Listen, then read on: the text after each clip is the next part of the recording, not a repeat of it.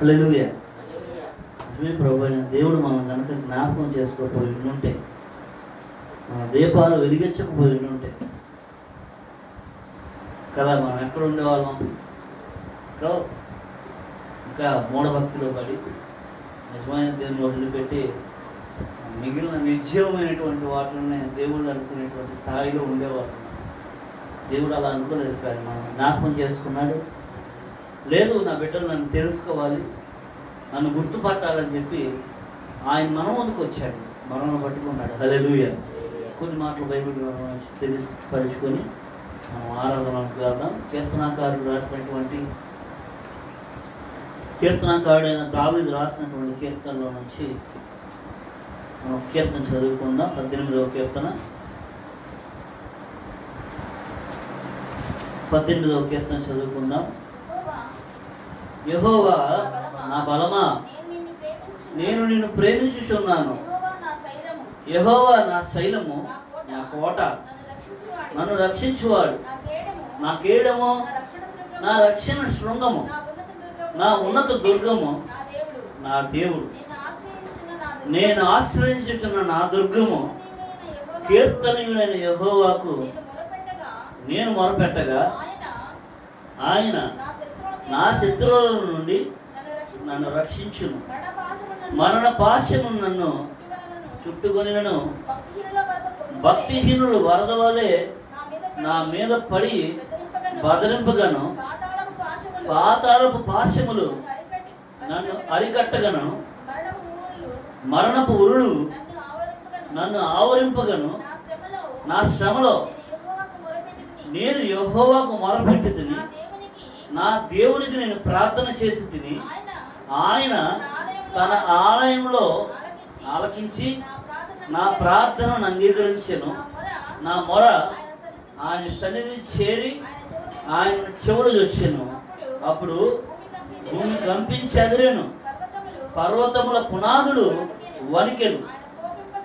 ఆయన కోపింపగా అవి కంపించెను. ఆయన రాశిగా రంధ్రము నుండి పొగ పుట్టెను. ఆయన నోట నుండి వచ్చిన అగ్ని వచ్చి దహించెను. నిప్పు కణములు రాశపెట్టెను. మేఘముల నుంచి ఆయన వచ్చెను.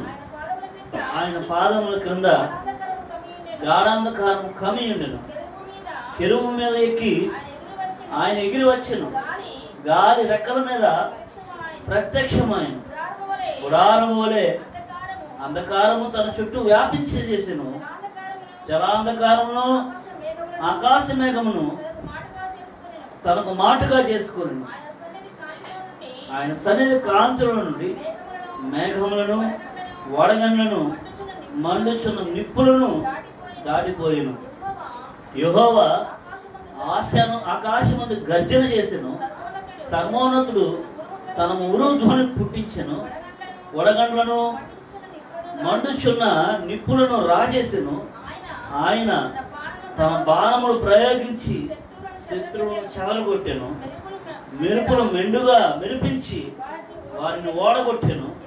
యెహోవా నీ రాశిక రంధ్రముల ఊపిరిని నీ వడిగా విడవగా నీ గద్దింపునకు ప్రవాహములు అడుగు భాగములు కనబడెను. భూమి పునాదులు బయలుపడెను. ఉన్నత స్థలములో చేయి జాపి ఆయన నన్ను పట్టుకొనెను. నన్ను పట్టుకొని జలరాశుల నుండి తీసెను.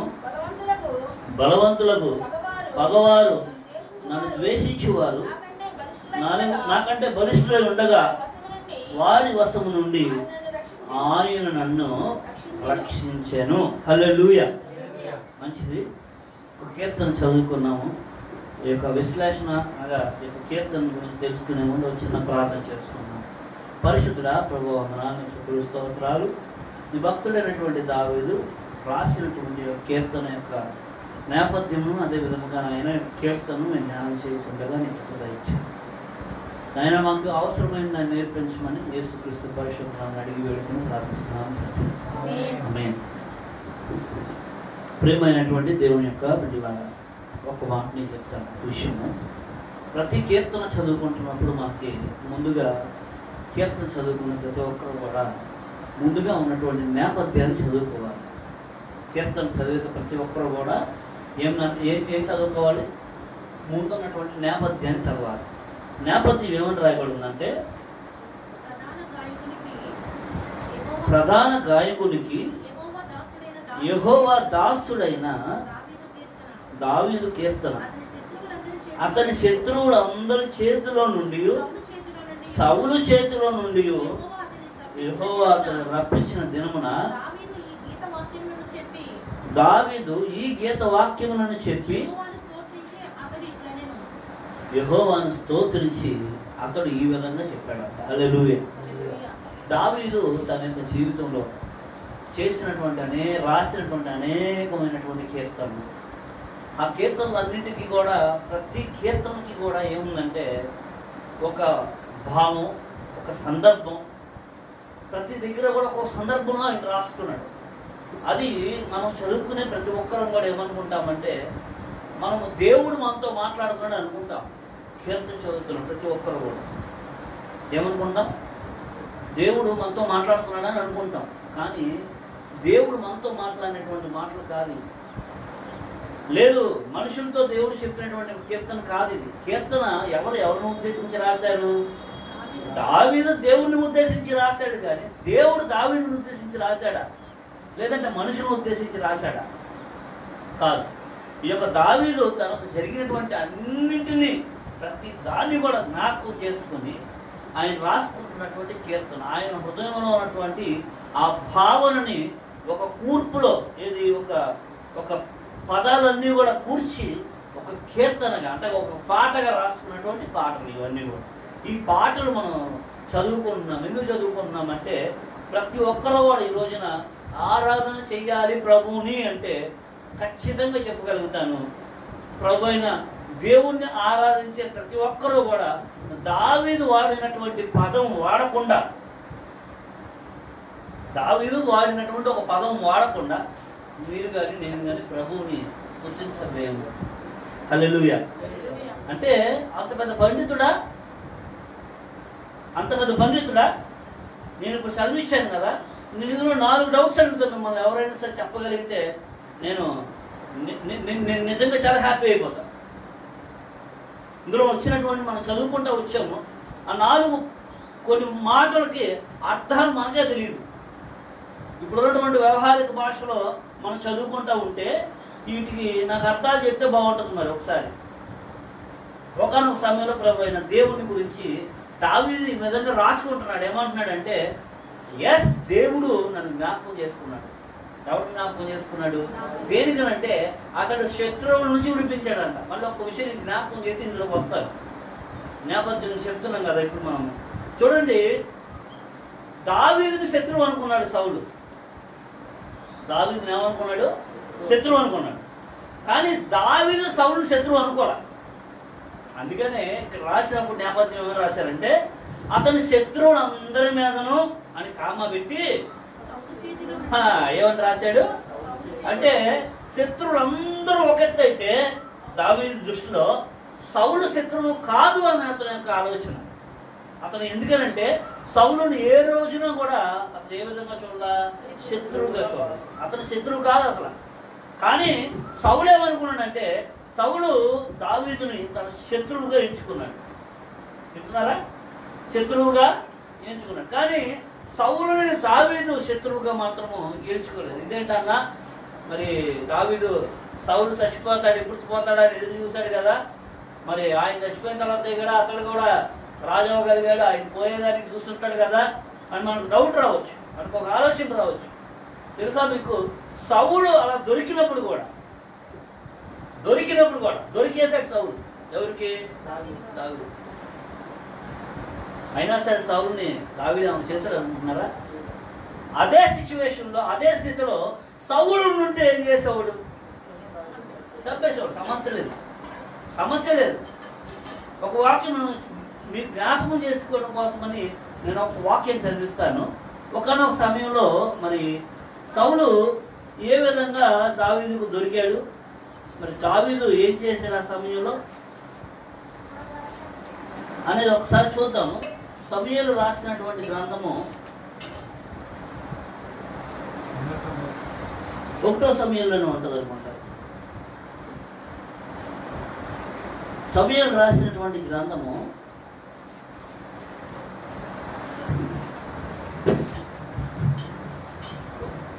ఏమండి? 1వ సమూయేలు రాసిన గ్రంథము, సమూయేలు రాసినటువంటి మొదటి గ్రంథము 26వ అధ్యాయం చేద్దాం ఒక్కసారి. 26వ అధ్యాయం. సౌలు, అతని యొక్క కుటుంబస్తులు, అదేవిధంగా దావీదు, ఆయన దగ్గర ఉన్నటువంటి కొంతమంది మనుషులు, వాళ్ళందరూ కూడా ఎలా ఉంటున్నారు ఏంటనేది ఇక్కడ రాస్తారు. ఆ 26వ అధ్యాయము, సమూయేలు రాసినటువంటి మొదటి గ్రంథము 26వ అధ్యాయం ఫస్ట్ నుంచి కూడా ఆ మాటలు ఉంటా ఉంటాయి. మీరు ఇంటికి వెళ్ళిన తర్వాత ప్రశాంతంగా కూర్చొని చదువుకోవలసిందిగా నేను హృదయపూర్వకంగా కోరుకుంటున్నాను ఈ అధ్యాయం మొత్తం కూడా. కాకపోతే ఇప్పుడు మాత్రము నాకు అవసరమైనటువంటి కొన్ని విషయాలని నేను మీకు జ్ఞాపకం చేస్తూ ఉంటాను. ఒకనొక సమయంలో దావీదు ఒక ప్రాంతంలో ఉన్నాడు. ఆ ప్రాంతము గియాబులో ఉన్నటువంటి ఒక ప్రాంతంలో, ఒక అరణ్యంలో ఉంటున్నప్పుడు సౌలు దగ్గరికి కొంతమంది వచ్చి ఆ అరణ్యంలో దావీదు ఉన్నాడని ఆయనకి తెలియపరిచారు. ఎవరికి? సౌలు దగ్గరికి వచ్చి, నీ శత్రువు అయినటువంటి దావీదు ఆ అరణ్యంలో ఉన్నాడు, ఆ కొండ దగ్గర ఉన్నాడయ్యా, మరి నువ్వేంటి అంటే పదండి వెళ్దామని చెప్పి అతను ఆయన యొక్క సైన్యాధిపతుల్ని, అక్కడ ఉన్నటువంటి కొంతమంది, ఇప్పుడు చదవద్దు ఏమండి, ఇప్పుడు చదవకండి, నేను అదే చెప్తాను, ఇప్పుడు చదవకండి. శుభ్రంగా ఇంటికి వెళ్ళిన తర్వాత ప్రశాంతంగా కూర్చొని మొత్తం అధ్యయనం చదవండి, మీకు అర్థమవుతుంది విషయం ఏంటి అసలు అనే చెప్పింది ఏంటంటే అప్పుడు అర్థమవుతుంది బాగా. చూడండి, అక్కడ జరిగినటువంటి విషయం ఏంటంటే దావీదు ఒక ప్రాంతంలో ఉన్నాడని సౌలుకు తెలిసింది. తెలిసినప్పుడు దావీదు ఏమనుకున్నాడంటే సౌలు దావీదుని తన శత్రువుగా ఎంచుకున్నాడు కాబట్టి శత్రువుని సంపాదన రాజన్నవాడని పదంగా వెళ్దామని చెప్పి వెళ్ళిపోయాడు. వెళ్ళిపోతే లోపలికి వెళ్తే ఒక దగ్గర ఉన్నారు, నైట్ అయిపోయింది, చీకటి అయిపోయింది, పడుకున్నారు. దావీదుకు తెలియపరిచారు కొంతమంది, సౌలు అన్నావు నీ శత్రువు అంటే శత్రువు అని వాళ్ళు అన్నారు. దావీదు అలా నీ ఓడు అక్కడికి వచ్చి అక్కడ ఉన్నాడు నాయన, నువ్వు కొంచెం దూరంగా ఉంటే మంచిదంటే అసలు అతడు అనుకున్నాడు కదా, అతను ఒకసారి కలుద్దాం అనుకున్నాడు. ఎవరిని? సౌలు. అసలు కలుద్దాం ఏంటో అంటాడు, పక్కదాకా ఈ గొడవలను ఎందుకు మనకి, ఒకసారి కలుద్దాం అనుకొని అక్కడికి వెళ్ళాడు. ఎక్కడికి? సౌలు ఉన్న ప్రాంతానికి అతను వెళ్ళినప్పుడు అక్కడ సౌలు ఉన్నటువంటి సమయంలో చూస్తే ఆ సౌలుతో పాటు ఉన్నటువంటి సైన్యాధిపతులు, అక్కడ ఉన్నటువంటి సైన్యం అంతా నిద్రపోతున్నారు. ఏం చేస్తారు? అంతా నిద్రపోతుంటే సౌలు అలా నిద్రించడం చూసినటువంటి సైన్యాధిపతి అయినటువంటి ఒక పర్సన్ దావీదు నమ్మినమంట అంటాడు కదా, ఆహా దేవుడు నీకు ఈ రోజున ఏం చేశాడు తెలుసా? మంచి ఛాన్స్ ఇచ్చాడయా. ఏమనిచ్చాడు? ఒకసారి చదువు ఉన్నది.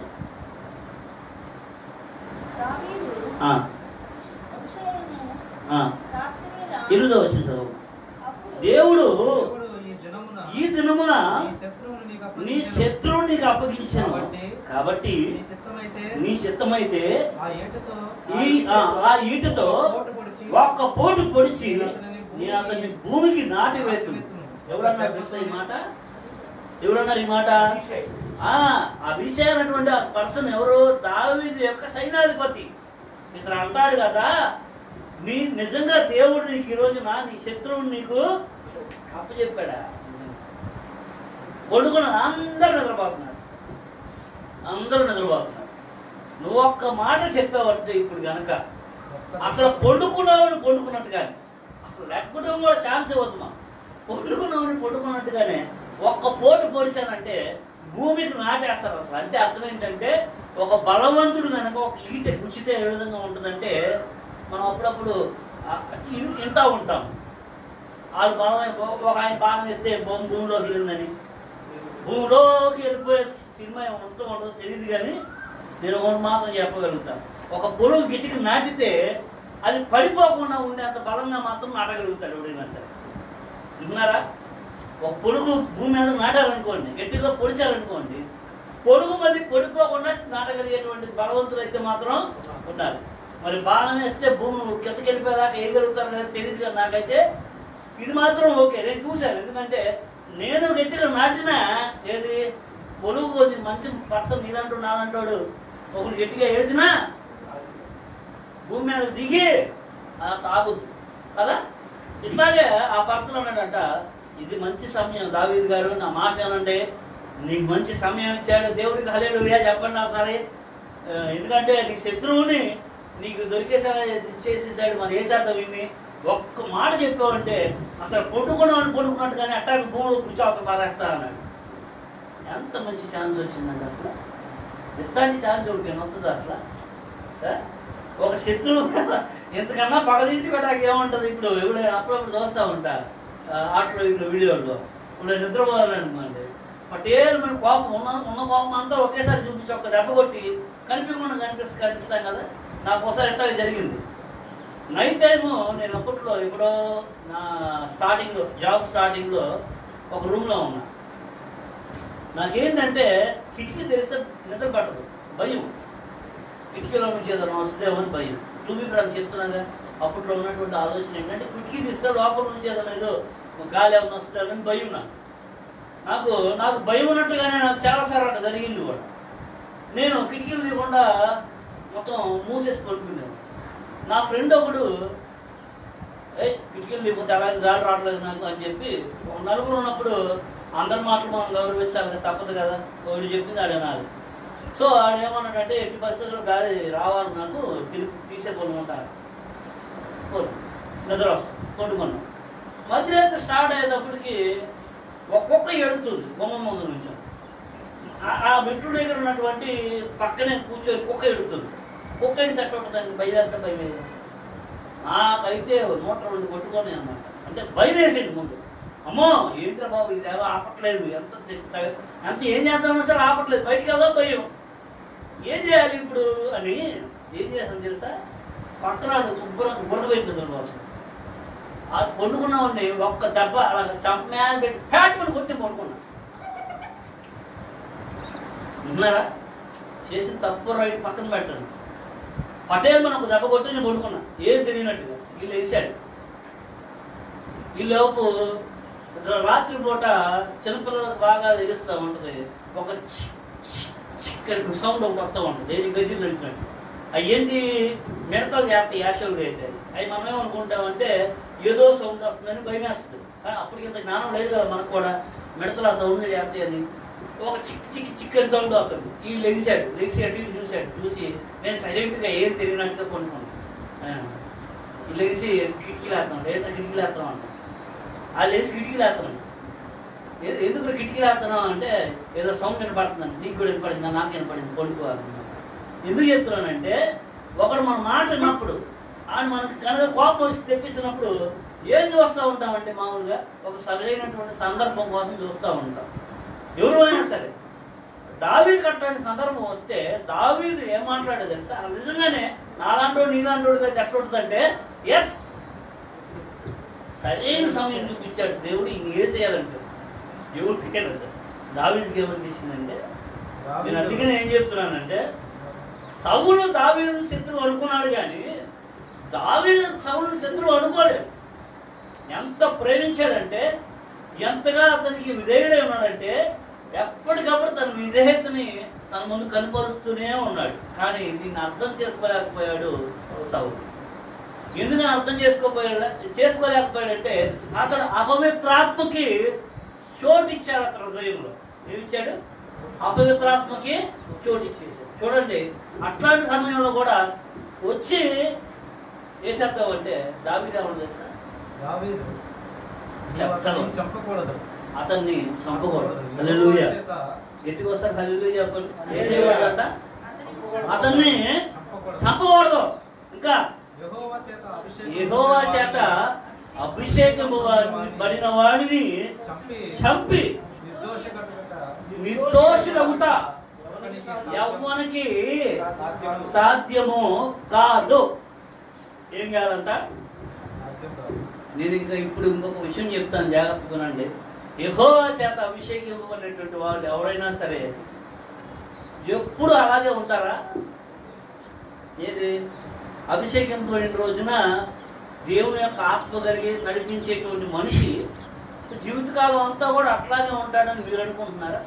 ఏమైనా ఒకవేళ అలాంటి ఆలోచన వస్తే కొంచెం ఒకసారి ఆలోచించండి. యెహోవా చేత అభిషేకం పొందాడు అంటే ఎవరు?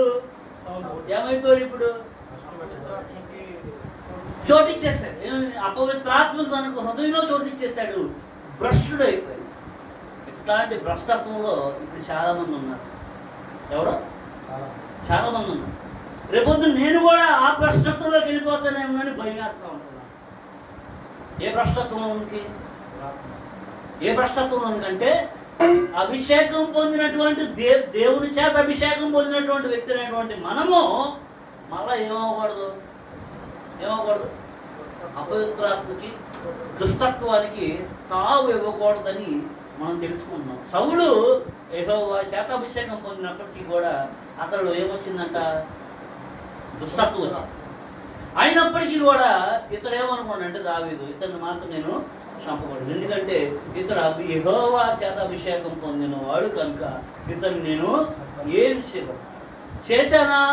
నన్ను తప్పించడానికి అసలు ఎవడు తరం అవుతుంది? దేవుడు నన్ను శిక్షిస్తాడు. కాబట్టి ఇతను చంపకుండా ఉంటే దేవుడు నా ఎడల జాలి కలుగుతుందని అతనికి అనిపించిందంట. దేవుడికి నా ఎడల జాలి కలుగుతుంది. హల్లెలూయా. ఏమండి, అక్కడ కొండ ఉంది, ఇక్కడ కొండ ఉంది. ఆ కొండ దగ్గర నేను పండుకున్నారు. సౌలను ఆయనతో దాచి అక్కడికి వెళ్ళాడు. అక్కడ చూశాడు. చూసి అక్కడ నుంచి ఒక ఆయన ఈట పక్కనే పెట్టుకున్నాడు అంట. ఎవరు? సౌలు. ఆ ఈట తీసుకున్నాడు. ఇంకో కొండ దగ్గరికి వచ్చేసాడు. కొండ దూరంగా వచ్చేసి ఇప్పుడు లేపుతున్నాడు. ఎవరు లేపాడు తెలుసా? సౌలుని లేపలేదంట. సౌలు యొక్క సైన్యాధిపతి అయినటువంటి ఒక పర్సన్ని పేరు పెట్టి పిలిచి లేపుతున్నాడు. అరే బాబు, నువ్వేమీ మంచి గొప్ప సైనికుడు అని కాదురా నాయన.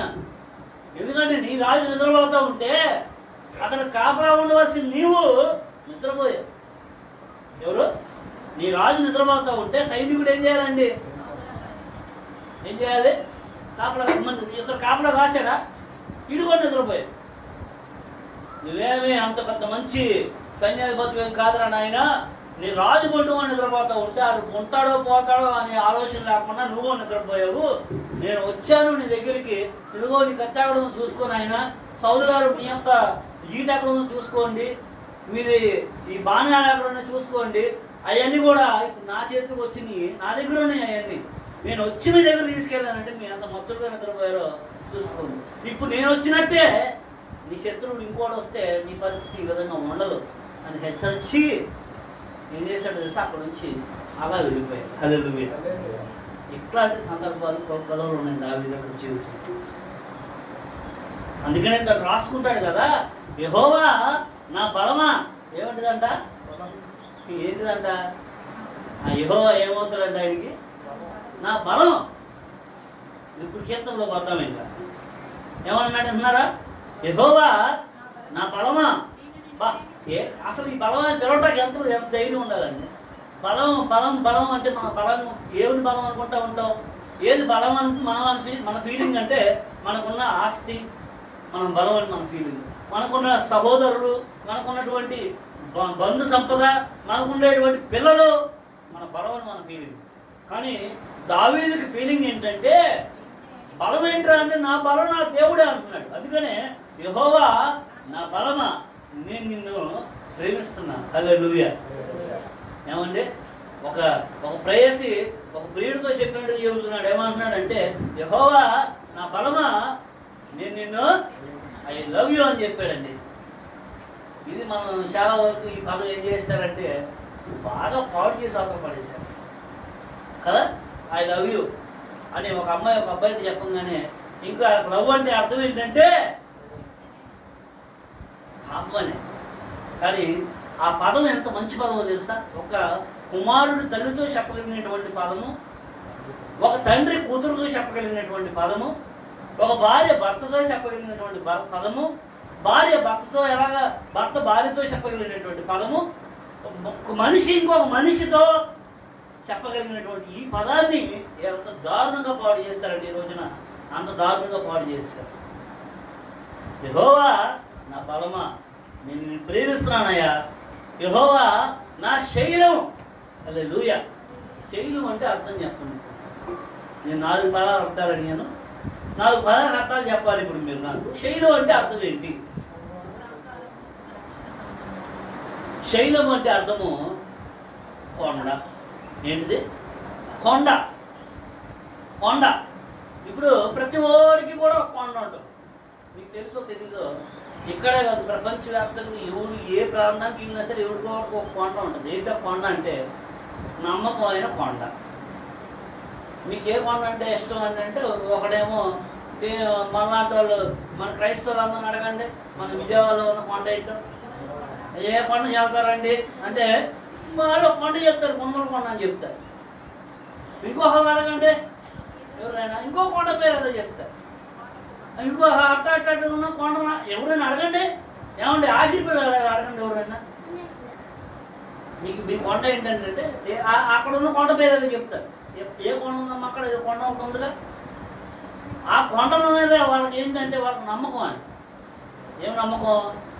ఆ కొండ మీద ఉన్న దేవుడు మమ్మల్ని, కొండ మీద ఉన్న దేవుడు కాదురా ఆయన, ఆయనే నా కొండ అని చెబుతున్నాడు. హల్లెలూయా. కొండ మీద ఇంకెవడు ఉంటాడు? అసలు ఆయనే నా కొండ అంటున్నాడు. ఇంకా అన్నాడు ఆయనే నా కోట. ఏంటంట? కొండ, కోట. ఆయనే నా కొండ, ఆయనే నా దేవుడు, ఆయనే నా కోట. కోట అంటే మనం ఉండేటువంటి స్థలము, నివాస స్థలము. నా నివాస స్థలం ఏంటిది అనుకుంటున్నారు? నా దేవుడే నా నివాస స్థలం అన్నాడు. ఇంకా అంటాడు నా ఉన్నత దుర్గము అన్నాడు. ఏంటిదండి దుర్గం అంటే ఏంటిది? మళ్ళీ దుర్గం అంటే ఆర్చ్. ఏమంటాం? ఆర్చి. ఆర్చ్ అంటే కోట ముందు ఉండేది కదా, కోట. కోటే యాక్చువల్గా దుర్గం అన్నా సరే కోటే. ఇప్పుడు మనకి నూజూరులో ఒక దుర్గం ఉంది, కోట. మైలవరంలో ఒక దుర్గం ఉంటుంది. దుర్గం అంటే అర్థం ఏంటంటే కోటే. కోట దేనికి, ఈ కోట దేనికి అంటే ఆ కోట ఏమో ఉండటానికి, ఈ కోట ఏమో దాక్కొనటానికి. ఏ కోట? దుర్గం దేనికి ఉపయోగపడుద్ది అంటే నేను చెప్పా కదా ఇప్పుడు, కోట అంటే దుర్గం అంటే ఆర్చ్ అని చెప్పా.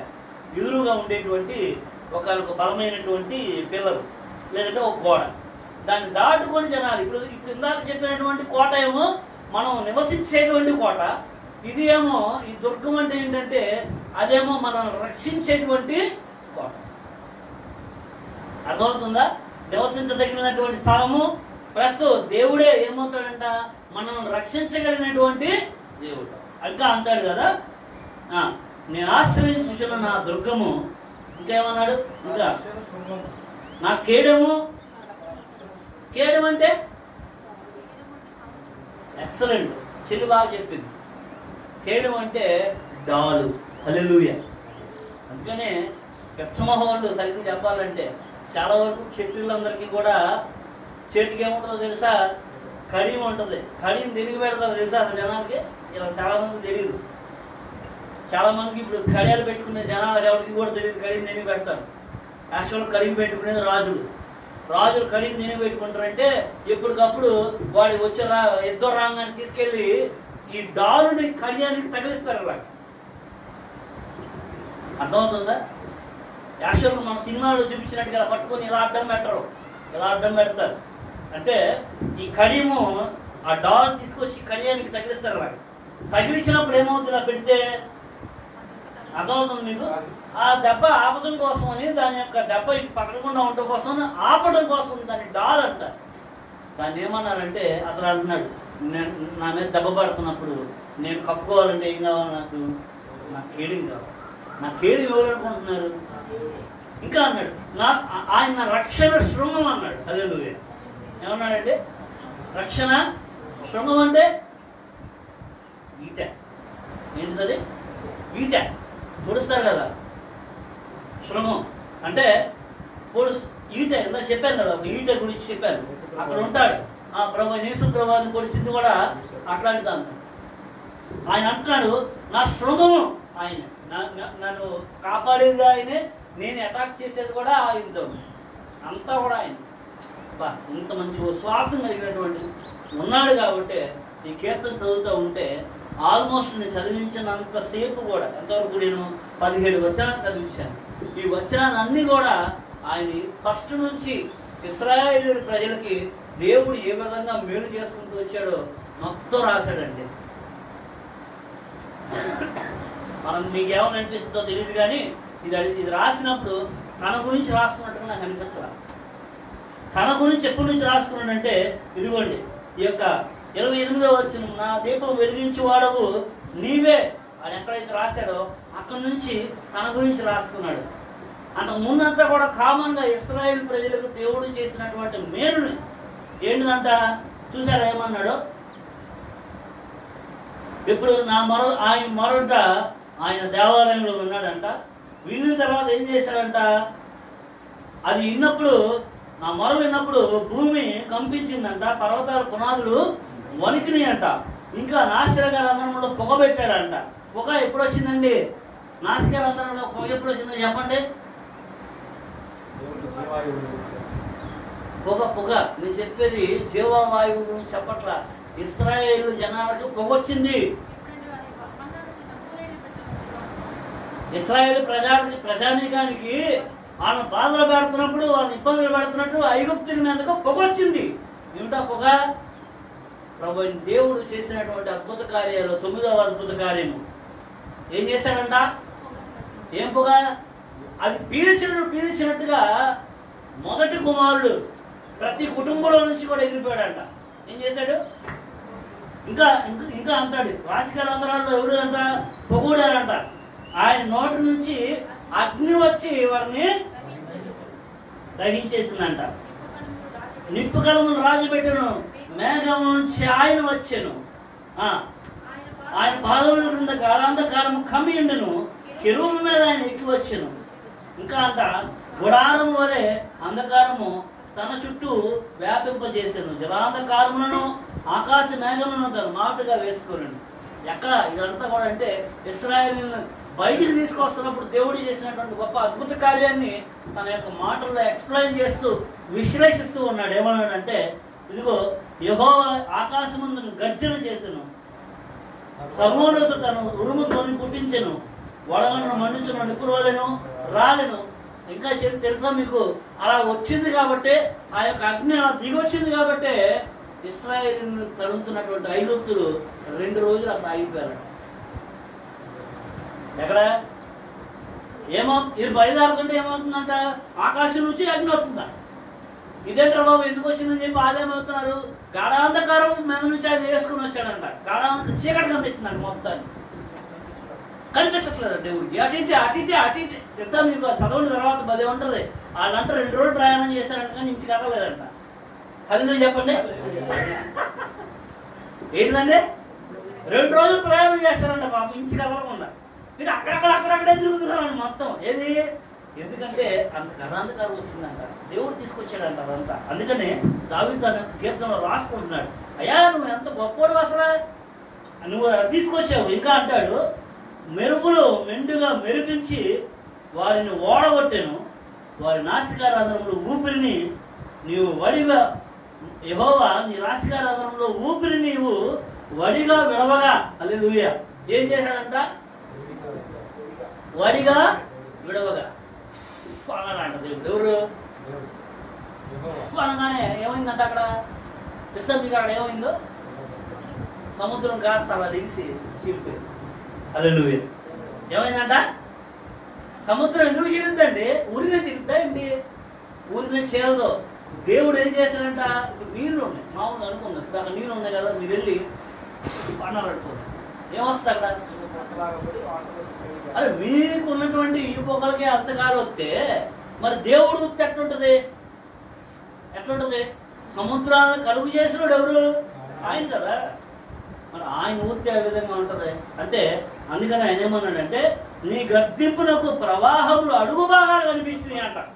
ఏంటి అయ్యే? సముద్రం అడుగు భాగం కనిపించిందంట. ఎవరికి? ఇశ్రాయేలుకి. దేవుడు ఉప్పు నూరంగానే ఏం కనిపించింది అక్కడ? ఇప్పుడు సముద్రపు అడుగు భాగం కనిపిస్తే ఆ అడుగు భాగం మీద ప్రశాంతంగా ఇది ఎలా వెళ్ళారంట? నడుచుకుంటూ వెళ్ళారంట. హల్లెలూయా. తన యొక్క కీర్తన అండి దేవుడిని స్తుతిస్తున్నాడు దావీదు. ఎంత గొప్ప దేవుడు అయ్యా అసలు. నాకు రక్షణగా నువ్వు వచ్చావు, నువ్వు వచ్చి నన్ను రక్షించుకున్నావు, నన్ను పట్టుకున్నావు. ఇంకా అంటాడు, నన్ను పట్టుకొని మహా జలరాశులను నుండి తీసేది. ఏంటంట? నన్ను పట్టుకొని మహా జలరాశుల్లో నుంచి నడిపించావు. హల్లెలూయా. ఏమండి? ఇప్పుడు నాకు ఒక విషయం చెప్పండి. ఈ మాట ఇది కూడా చదువుకుని ఏడాది చదువుకుని దావీదు తన గురించి రాసుకున్నాడు ఆయన చెప్పగలుగుతామా? ఇది ఎవరి గురించి రాశాడో తెలుసా? దావీదు ఆయన ఇశ్రాయేలు గురించి, ఇశ్రాయేలు జనాంగానికి దేవుడు చేసినటువంటి మేలుల గురించి ఆయన రాశాడు. అంటున్నాడు. ఇగో ఇంకా చివరి వచనం చదువుదాం. బలవంతులకు పగవాడు నన్ను ద్వేషించువారు నాకంటే బలిష్ఠుడై ఉండగా వారి వశము నుండి ఆయన నన్ను రక్షించాను. హల్లెలూయా. ఏంటంటే ఎవరి వశం నుంచి అంట? నాకు ఒక విషయం చెప్పండి. ఇశ్రాయేలు బలవంతుల, ఐగుప్తీయులు బలవంతుల? ఏమండి? ఇశ్రాయేలు బలవంతుల, ఐగుప్తులు బలవంతుల? మామూలుగా అయితే ఐగుప్తీయుల దగ్గర ఏమున్నాయి? రథాలు ఉన్నాయి. ఐగుప్తుల దగ్గర ఏమున్నాయి? యుద్ధ చాకచక్యం కలిగినటువంటి మనుషులు ఉన్నారు. ఐగుప్తుల దగ్గర ఏమున్నాయి? ఆయుధాలు ఉన్నాయి. ఐగుప్తుల దగ్గర ఏమున్నాయి? రథాలు ఉన్నాయి, గుర్రాలు ఉన్నాయి, ఇంకా 6 రకాల వెపన్స్ వాళ్ళ దగ్గర ఉన్నాయి. కానీ ఇశ్రాయేల్ దగ్గర ఏమైనా ఉన్నాయా? ఏమీ లేవు. అందుకనే ఆయన అంట ఇశ్రాయేల్ తరపు నుంచి ఉన్నాడు. హల్లెలూయా. ఇప్పుడు ఇశ్రాయేల్కి ఏముందా అంటే నా వైపు దేవుడు అన్నాడు. హల్లెలూయా. ఇప్పుడు కరోనా వచ్చింది. మాస్క్ వేసుకోండి, దూరం పాటించండి, అది చేయండి, ఇది చేయండి, ఎన్ని జనాలకు ఉన్నాయి. ఎవరికి ఉన్నాయి? మామూలు మనుషులకు అన్నీ ఉన్నాయి. నీకేమున్నాయి చెప్పండి? నీకేముంది? అరే నీకు కష్టం వచ్చింది. కష్టం వచ్చినప్పుడు మనుషులు ఏం చూస్తారంట? ఇప్పుడు చదివించాను కదా, నాకు కొండ కోసం, కోట కోసం, బలం కోసం చూస్తామండి. నీ బలం ఏంటి అంటే ఒకటే చెప్పగలగాలి. ఏమన్నానంటే ఎస్, నాకు కూడా ఒక బలం ఉంది. నీకు కనిపించే బలం ఉందేమో, నాకు కనిపించని బలం ఉంది. హల్లెలూయా. కనిపించే బలం చూసుకో. నువ్వే ఎంత విర్రవీగితే ఏమంటే కనిపించే బలం చూసుకొని భలే విర్రవీగుతాం కదా మనం. నేను అనుకుంటున్నావురా అది రాదు. కనిపించని బలం అంటూ ఒకటి ఉంటే ఆ బలాన్ని చూస్తే నీకు కనుక అటువంటి విశ్వాసం ఉంటే నువ్వు ఎంతగా పోరాడతావు పాపంతో. హల్లెలూయా. పోరాడతావు అంటే మళ్ళీ అనుకోమానండి జనాలతో పోరాడతాం. చీకటి అంధకార శక్తుల మీద మనం పోరాడతాం. హల్లెలూయా. మనిషి మీద కాదంట.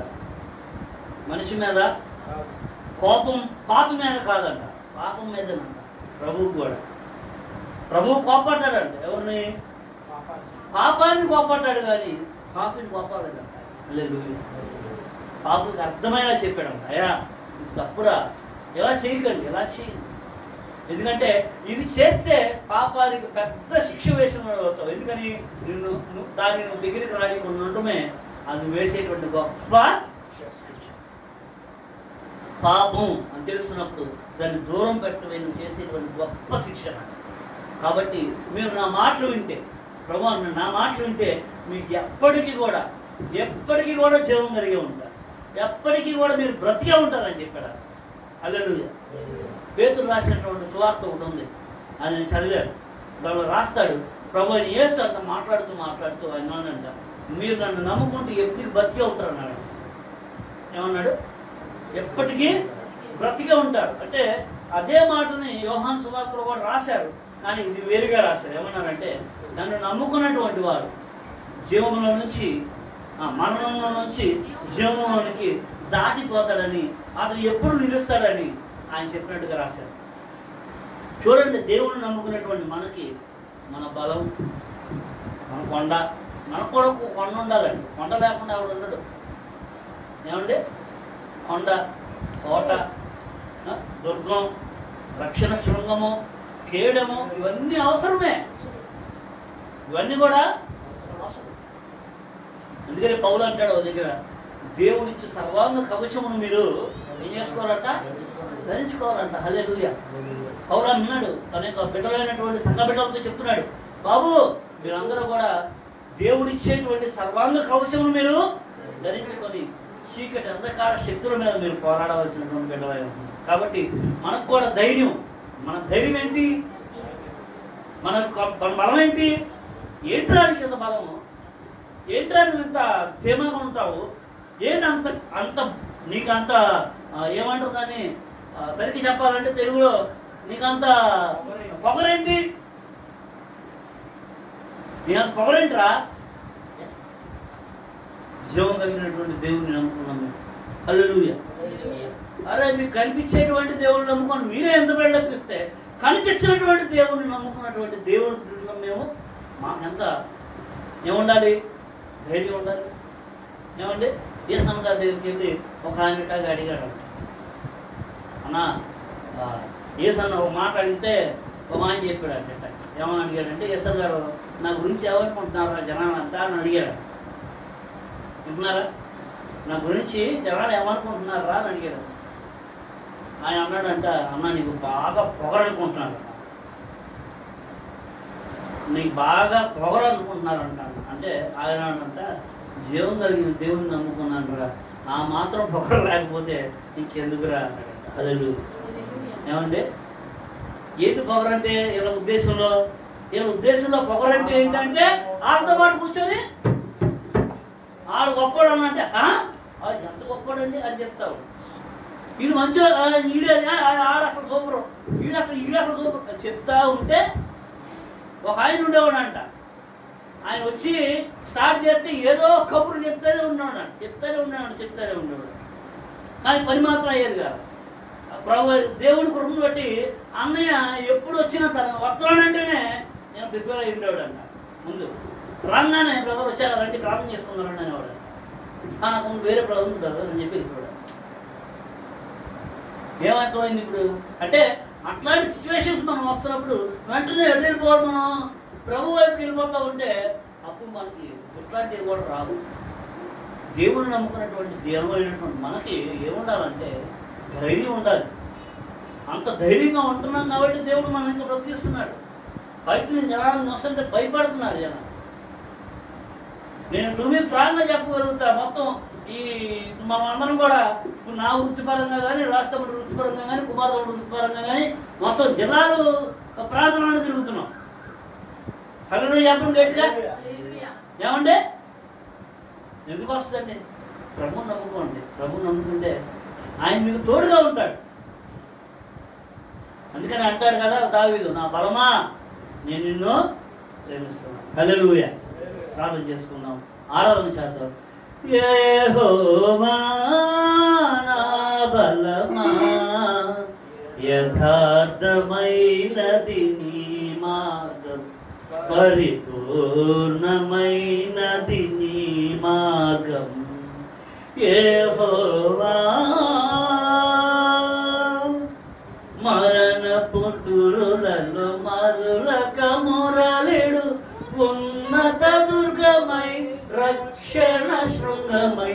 మరణ పుట్టురులలో మరువక మురళిడు, ఉన్నత దుర్గమై రక్షణ శృంగమై. తన ఆలయములో నా మొర వినెను, తన ఆలయములో నా మొర వినెను. అధరెను ధరణి భయకంపముచే, అధరెను ధరణి భయకంపముచే. యెహోవా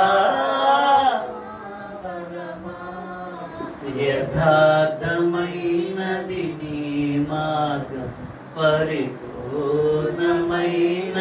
నీ మార్గం. యెహోవా నిజమే ప్రభు, ఆయన దేవుడు మనం జ్ఞాపకం చేసుకుని ఆయన మనల్ని జ్ఞాపకం చేసుకున్నాడు కాబట్టి మనం ఇంకా బ్రతుకున్నాం. ఇదిగో ఆయన మనం స్తుతించడానికి ఒక రోజుని ఎదురు కూర్చున్నామంటే ఆయన మనల్ని ఎంతగానో జ్ఞాపకం చేసుకుంటూ మన తోడై, మన శృంగమై, మన ఈటై, మన రక్షణ దుర్గమై ఆయన మనం జ్ఞాపకం చేసుకుంటున్నాం. మనం ఎందుకని ఆయన నిరక్షణ ఇంకా మనం ఆయన అంటే ఏంటో ఏదో మనకు దేవుడు అంటే కొంతసేపు కాలక్షేపంగా కాదు. ప్రభు దేవుడు అంటే ఇదిగో మనం రక్షించేటువంటి వాడు ఆయన, మనకు ఏ కీడును రాకుండా చేసేటువంటి దేవుడు ఆయన. ప్రార్థిద్దాం, ఆరాధన చేద్దాం, క్లుప్తంగా ఆరాధన చేద్దాం.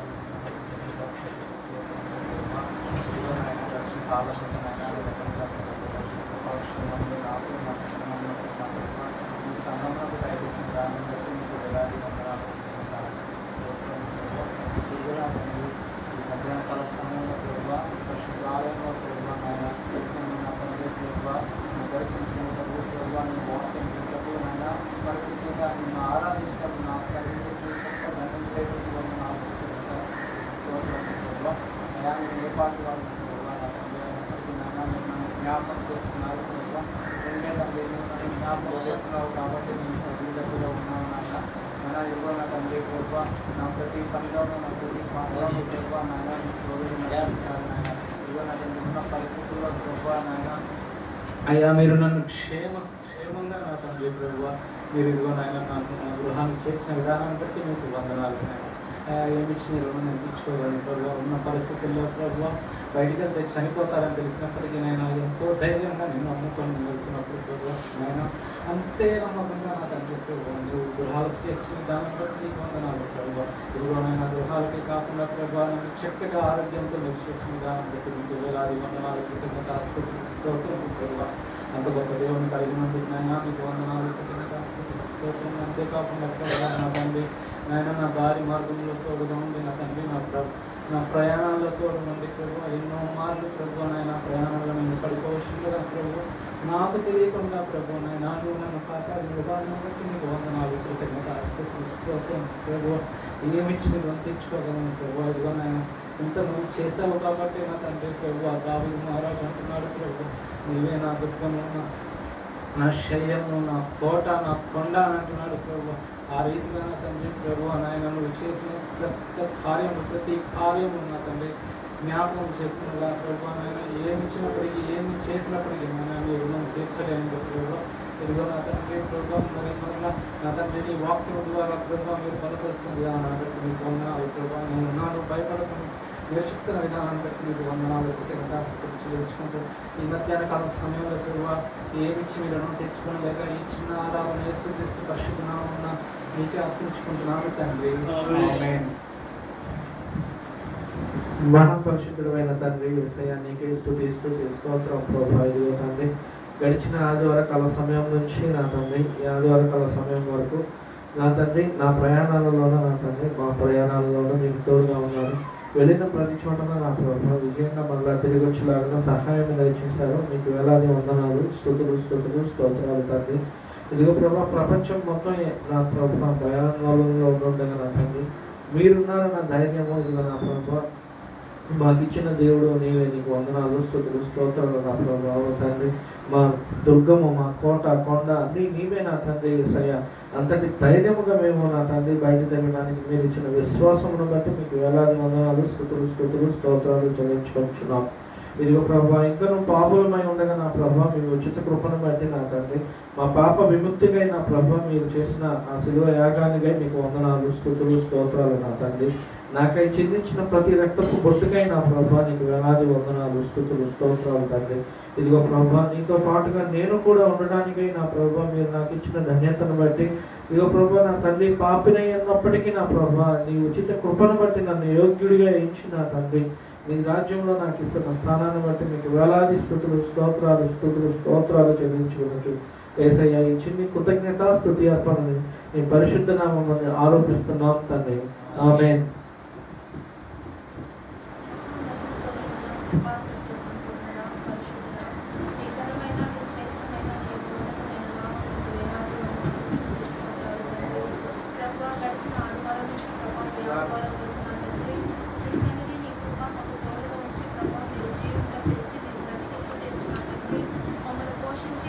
విధానమును బట్టి నీకు వందనాలు స్తోత్రాలు ప్రభా. యేసయ్యా నీవు ఇప్పటి వరకు ప్రభా నన్ను నా కుటుంబాన్ని ప్రభా ఈ సంఘాన్ని ప్రభా మీరు క్షేమ స్థితిలో ఉంచినందుకే నీకు వందనాలు ప్రభా. నా తండ్రి నాయన భయంకరమైన పరిస్థితుల్లో ప్రభా మేము జీవిస్తున్నప్పటికీ నా తండ్రి నీ కృపలో మా కుటుంబాలన్నింటినీ మీరు క్షేమ స్థితిలో ఉంచినందుకే నీకు వందనాలు స్తోత్రాలు ప్రభా. ప్రతి నిత్యము ప్రభా నాయన ఆకాశ పక్షుల వల్ల మమ్మల్ని పోషిస్తూ నాయన క్షేమ స్థితిని మాకు కలుగు చేసినందుకే నీకు వందనాలు స్తోత్రాలు ప్రభా. ఏసయ్యా నీకేమిచ్చి రుణం తీర్చుకోలేము ప్రభా. నాయన ప్రతినిత్యము నా తండ్రి మా కోట మా కొండ మా ఆశ్రయ దుర్గముగా నీవు ఉన్నందుకే నీకు వందనాలు ప్రభా. నాయన అంత మాత్రమే కాదు ప్రభా, నీతో పాటు మమ్మల్ని కూడా ప్రభా ఆ యొక్క పరదేశంలో ఉండడానికి నా తండ్రి నాయన మమ్మల్ని ప్రేమించి నాయన మమ్మల్ని రక్షించిన విధానం బట్టి నీకు వందనాలు స్తుతులు స్తోత్రాలు చెల్లించుకుంటూ ఈ కొద్ది స్తుతి ఏర్పడిన యేసుక్రీస్తు నామములో సమర్పించుకుంటున్నాను తండ్రి. ఆమేన్.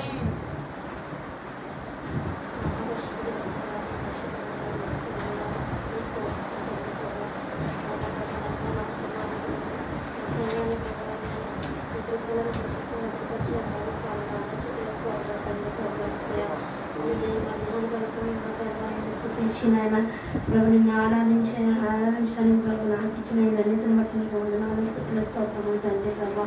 ఎంతో భయంకరమైన పరిస్థితుల్లో నుండి ప్రభు మమ్మల్ని ప్రభా మేము క్షేమంగా ఉంచారయ్యా. నాయన నీకు వందనాలు స్తుతులు స్తోత్రములు తండ్రి ప్రభా.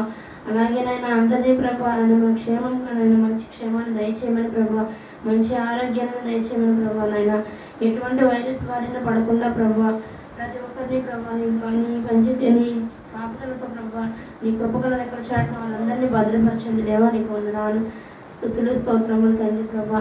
మా ప్రయాణాలలో ప్రభా మా రాకపోకల ప్రభా మీద మమ్మల్ని నేను సురక్షితంగా ప్రభా మా గృహాలకు చేర్చినట్టు నీకు వందనాలు స్తుతులు స్తోత్రములు తండ్రి ప్రభా. నేను ఈ మధ్యాహ్న కాల సమయంలో ప్రభా నీ వాక్యం ద్వారా మాతో మాట్లాడినందుకు మీకు వందనాలయ్యా. నేను మీకు వందనాలు స్తుతులు స్తోత్రములు తండ్రి ప్రభా. ఈ చిన్న ప్రార్థనలు ప్రభా ఈ యేసయ్య అతి పరిశుద్ధ నామమున ముందు అడుగుచున్నాం తండ్రి.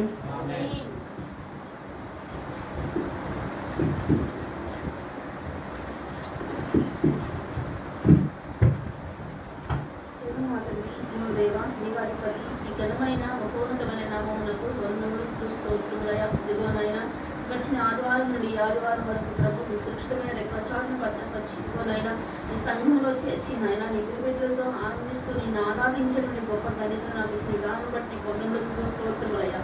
ఇదిగో నాయన ఈ మధ్యాహ్న సమయంలో మాతో మాట్లాడుతూ వచ్చారు నాయన. అందుబట్టి వందనములు స్తోత్రములైనా. నిజంగా దావీదు ప్రభు తండ్రి సౌలును ప్రభు తన చేసి అప్పగించినప్పటికీ తను విడిచిపెడుతూ వచ్చాడు ఆయన. అంత గొప్ప మనసును తనకి దయచేస్తూ వచ్చారు. విధంగా మేము ఉన్నారని మమ్మల్ని ప్రభు అతను ప్రేమిస్తూ భక్తు నేర్పిస్తూ వచ్చారయ్యా. అందుని బట్టి వందనములు స్తోత్రములయ్యా. దావీదు ప్రభు తండ్రి అనేక ప్రభాతాన్ని విపత్తు పరిస్థితిలో ఉన్నప్పటికీ తండ్రి తనకు తోడుగా నీడుగా ఉంటూ వచ్చాడు. కోట ధైర్యం కొండ శైలి అంటూ వస్తూ వచ్చాడు ప్రభు తండ్రి. ఆనాడు దావీదుకే కాదు కానీ నా ప్రభు తండ్రి ఈనాడు మాకును ప్రభు తండ్రి ఇదిగోనైనా ప్రపంచం యావత్తును ప్రభు తండ్రి నడకలో ఉంటున్నప్పటికీ మాకు ప్రభు తండ్రి కోటగాను ఆశ దుర్గమగాను ప్రభు తండ్రి చెడుగాను మాకు ధైర్యనిస్తూ వచ్చారు. అందుని బట్టి వందనములు స్తోత్రం చెల్లించుకుంటూ ఇదిగోనైనా ఈ మధ్యాహ్న కాల సమయంలో ఏమి ఇవ్వలేక నా చిన్న స్తుతి ఆరాధన నీకే సమర్పించుకుంటున్నాను తండ్రి. దేవా దేవుడా మమ్మల్ని పోయిన ఆదివారం నుంచి ఆదివారం దాకా కాపాడడానికి నీకు వందనాలయ్యా. యేసయ్యా ఈ కరోనా వైరస్ నుంచి కాపాడయ్యా. యేసయ్యా నేను బాగా చదువుకునేటట్టు చూడయ్యా. ఈరోజు చర్చికి ఎవరెవరు రాలేదో వాళ్ళందరినీ జ్ఞాపకం చేసుకోయ్యా. నా చిన్ని ప్రార్థన కూడా ఇవ్వచ్చున్నాం తండ్రి. ఆమేన్.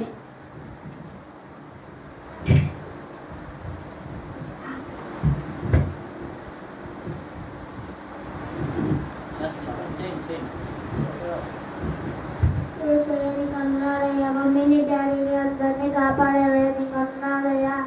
కరోనా వైరస్ని ఎట్లా కనిపెట్టాలో మాకు తెలియాలయ్యా. నీకు వందనాలయ్యా. కరోనా వైరస్ యాంటీబయాటిక్ కనబట్టలాగా మీరు సహాయం చేయండి అయ్యా. నీకు వందనాలయ్యా. కరోనా వైరస్ దేంతో చెందిందో డాక్టర్ని చెప్పండి అయ్యా. నీకు వందనాలయ్యా. కరోనా వైరస్ ఇండియాలో వ్యాపించకుండా మీరే కాపాలయ్యా. అందరూ కరోనా వైరస్తో చనిపోతున్నారయ్యా. నీకు వందనాలయ్యా. అందరికీ మీరే ఆరోగ్యం ఇవ్వాలయ్యా. నీకు వందనాలయ్యా. నేను బాగా స్కూల్కి వెళ్ళాలయ్యా. Class first రావాలయ్యా. నీకు వందనాలయ్యా. నేను బాగా చదువుకు క్లాస్ ఫస్ట్ రావాలయ్యా. నీకు వందనాలయ్యా. ఆమేన్.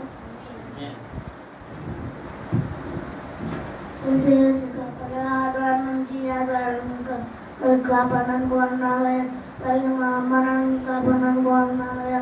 మా మామ మా తాత కాళ్ళకి అలాగే మా మామ జ్వరం కూడా తగ్గాయ్యా. మా పెదనాన్నకు కాలు తగ్గాయ్యా. మా చుట్టాలందరినీ ఏ కరోనా వైరస్ వ్యాధి రాకుండా కాపాడయ్యా. అయ్యా అలాగే ఈ కరోనా వైరస్ని ఆపాలయ్యా. కరోనా వైరస్ వల్ల చాలా మంది చనిపోతున్నారయ్యా. డాక్టర్లు చాలా మంది చనిపోతున్నారయ్యా. అలాగే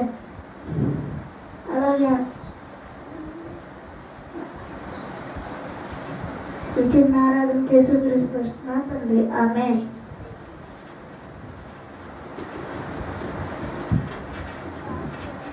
పరిశుద్ధుడా ప్రభువా వందనాలు, స్తుతులు, స్తోత్రాలు.